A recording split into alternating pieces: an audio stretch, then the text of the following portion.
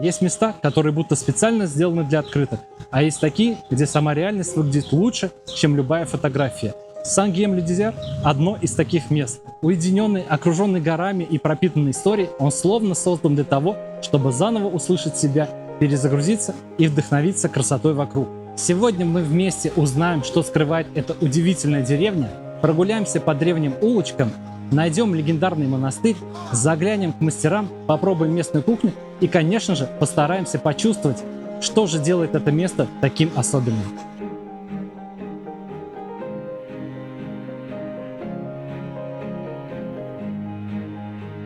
Если открыть карту Франции, Сен-Гийом-ле-Дизер довольно трудно найти.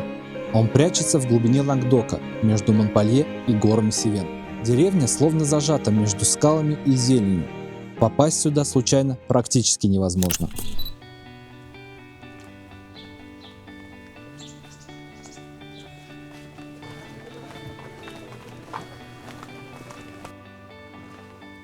Что у нас тут? Здесь продают артизанальное пиво, крафтовое пиво. Правда, я за рулем.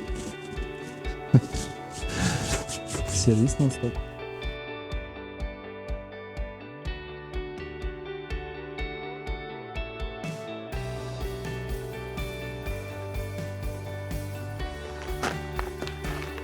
Красные свечи, цепи и явно отсылка к чему-то. Но это уже не наш контент. Знакомимся с деревней, смотрим, какие тут есть достопримечательности и куда можно ходить, показать вам.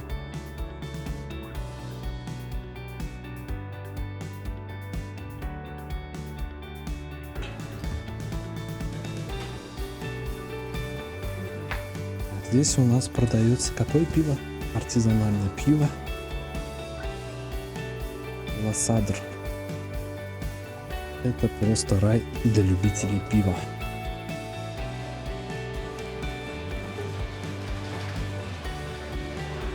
Мы гуляем по узким прохладным улочкам, где каждый камень хранит дыхание средневековья. Улочки здесь и правда узкие, на некоторых даже не разойтись вдвоем. В таких местах легко представить, как выглядела жизнь века назад. По городу проходит такой канал, и здесь пахнет старостью. И так много паутины на потолке. Думаю, что арахнофобам здесь будет жутковато.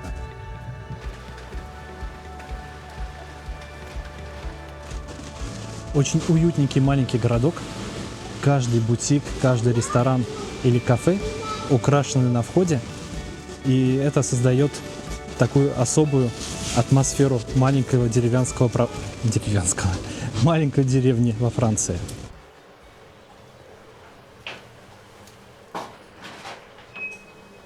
Это колокольчик, напоминание о том, что нужно подписаться на канал, поставить лайк и обязательно нажать на колокольчик, чтобы оставаться в курсе новых видео. А сейчас выберем открытку, которую мы пошлем одному из наших подписчиков. Чтобы принять участие в конкурсе, достаточно просто оставить комментарий «Я хочу открытку». Мы выберем рандомно один из комментариев и вышлем вам по почте открытку. Можно послать в любую точку мира. Вот эта вот открытка как раз с видом на монастырь, который нам еще предстоит заснять. Возьмем ее, потому что этот монастырь является главной достопримечательностью города. Хозяин лавки поделился одной местной легендой, которая передается здесь из уст в уста уже много лет. Если поднять взгляд вверх, туда, где скалы нависают над деревней, можно разглядеть старую башню XII века и какие-то руины, которые до сих пор вызывают вопросы. История о них особо ничего не говорит, но как это часто бывает, если нет фактов, появляются легенды. Говорят, когда-то на вершине жил огромный великан, который терроризировал всю деревню.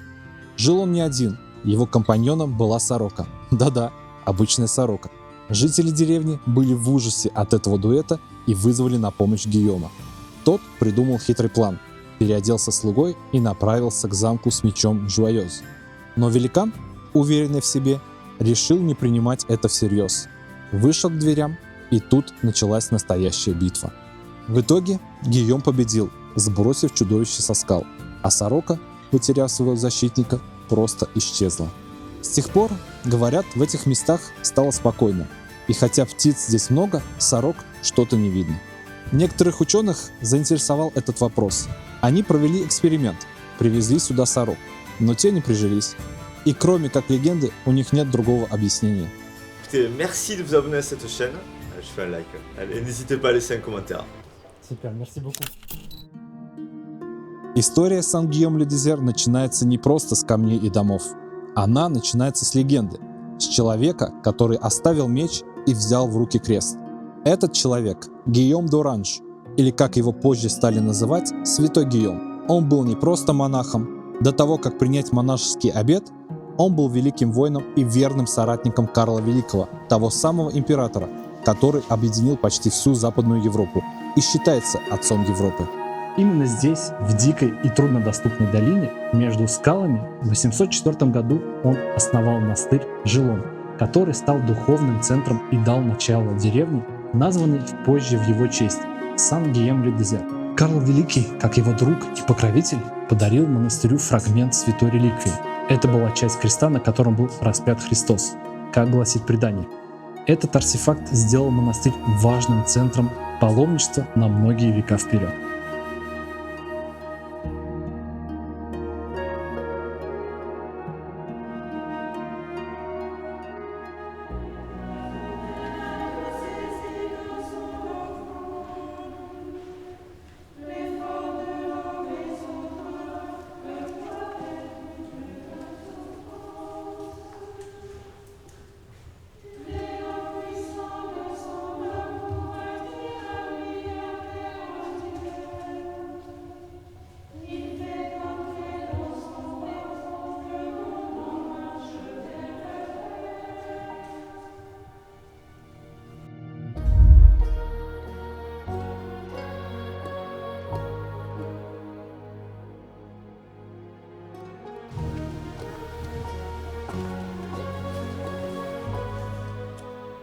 С тех пор деревня стала важным пунктом на пути в Сантьяго-де-Компостела, знаменитый путь Святого Якова.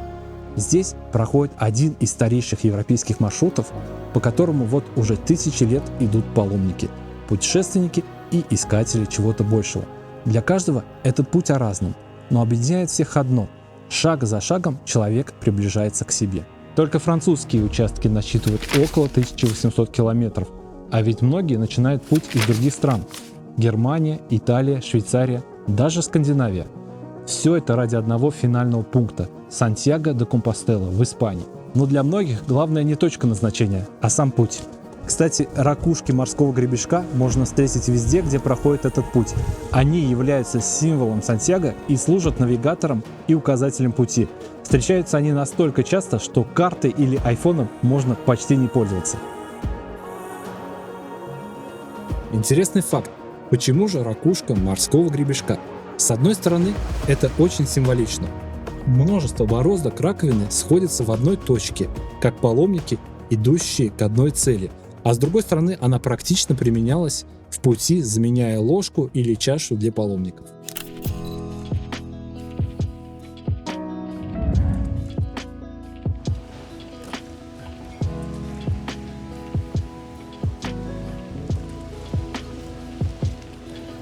Ну привет, старичок. Прямо в центре деревни на площади стоит огромное дерево, настоящее украшение и гордость местных. Это платан, и ему больше 150 лет. Представляете, он выше самой крыши аббатства. На стволе висит небольшая табличка.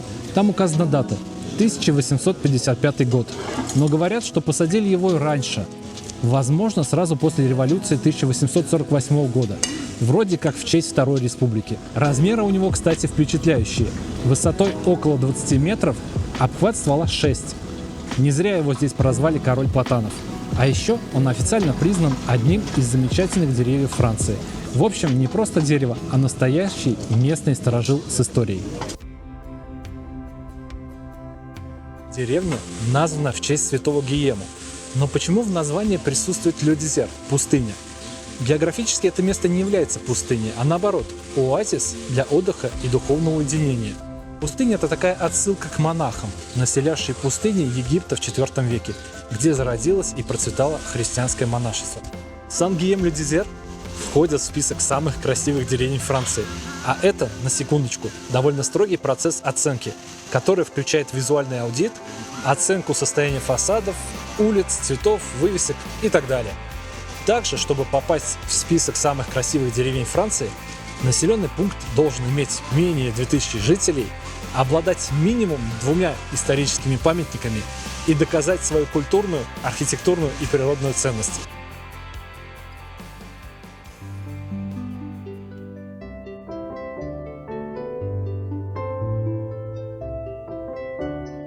Даже сегодня, спустя века, здесь все еще чувствуется духовная глубина того времени. Фасады с цветами, мощенные переулки, старинные дома, уютные лавки – все будто застыло во времени. Деревня как будто говорит: не торопись. Вообще такие места учат не спешить. Ты идешь медленно, слушаешь воду в фонтане, вдыхаешь аромат трав, просто живешь. Иногда нужно просто замедлиться, ничего не планировать и позволить себе раствориться в моменте. Вообще, умение останавливаться, наслаждаться моментом, не думать ни о чем – это невероятно важная штука в жизни. Особенно в наши дни, когда бурная деятельность, суета и состояние тревоги от всего этого становятся нормой. Именно в таких уединенных местах ты осознаешь острую нехватку в замедлении. Не скажу, что у меня это всегда получается, но я стараюсь. В таких местах ты начинаешь понимать, почему люди решаются на паломничество. Когда от выгорания ничего не спасает и нужно переосмыслить жизнь, то иногда единственный выход – это путь. Неважно, куда он ведет, главное, что он начинается с тебя. Говорят, что есть легенда. Когда приезжаешь в Сан-Гийем впервые, твоя душа вспоминает что-то забытое, и это чувство остается с тобой навсегда. Вернувшись домой, ты начинаешь скучать по тому, чего раньше не знал. И так как я впервые в этом городе, проверим эту легенду на себе.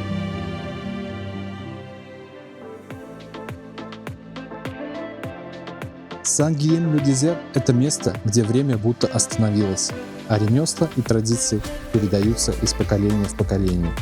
Прогуливаясь по узким улочкам, невозможно не заглянуть в бутик с деревянными изделиями, где мастера создают уникальные вещи, от декоративных игрушек до изящных держателей для вина. Каждая деталь здесь пропитана теплом и творчеством. Это тот самый меч святого Гиема, которым он сразил великана. И также есть святая рогатка.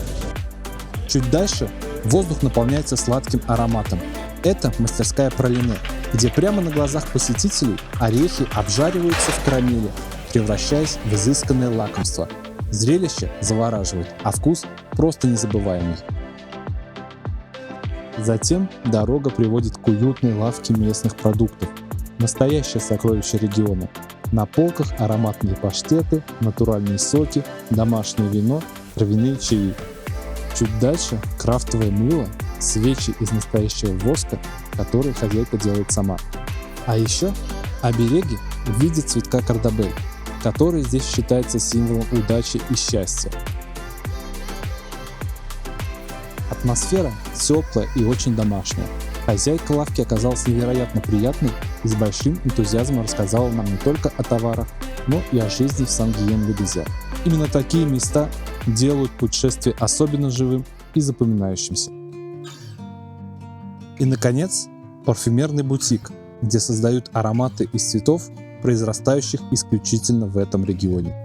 Мне удалось запечатлеть пару кадров, чтобы передать атмосферу этого волшебного места.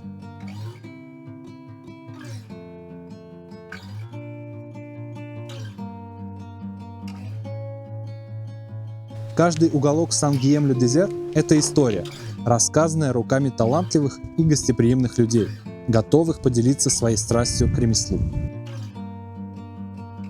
Оригинальное применение гитары и всяких транзисторов, резисторов, диодов и так далее. Очень прикольная композиция, мне нравится.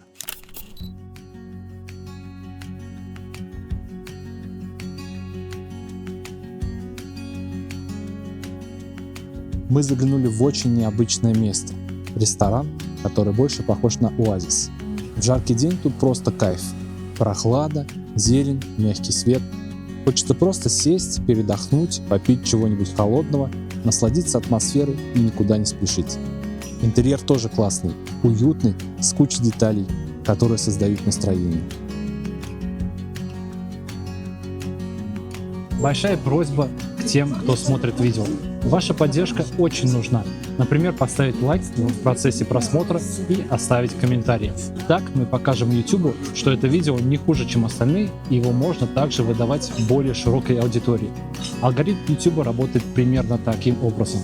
Поэтому будет круто, если вы это сделаете. И, конечно же, от меня большой жирный плюсик в вашу карту. Поедем сейчас дроном снимать. Если есть силы, не пропустите долину Эро и ее ущелье. Они начинаются прямо за деревней, и виды там такие, что дыхание перехватывает. Вода, скалы, арки природы.